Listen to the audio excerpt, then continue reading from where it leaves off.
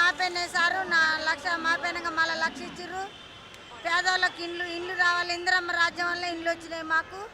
మళ్ళీ కూడా మళ్ళీ ఉన్నోళ్ళకి రావాలి ఇండ్లు మంచిగా. పేదోళ్ళు చూడాలి.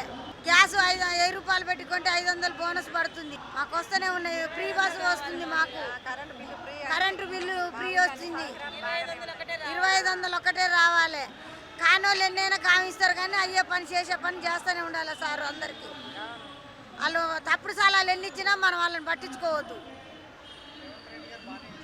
రేవంత్ రెడ్డి మంచిగానే చేస్తున్నారు కానీ బయట ఉండి చిల్లరాళ్ళు వేస్తున్నారు వాళ్ళు, అంతే తప్ప ఏం లేదు. వాళ్ళు చేసేవాళ్ళు గారు చూసేవాళ్ళు గారు ఓన్కా నీళ్ళు ఇచ్చిర్రా?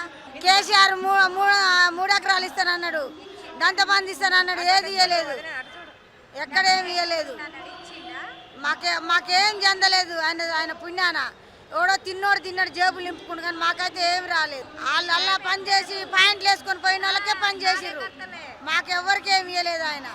మేము ఆయన దగ్గర ఏం తినలేదు. Subscribe us and press the bell icon for more interesting updates.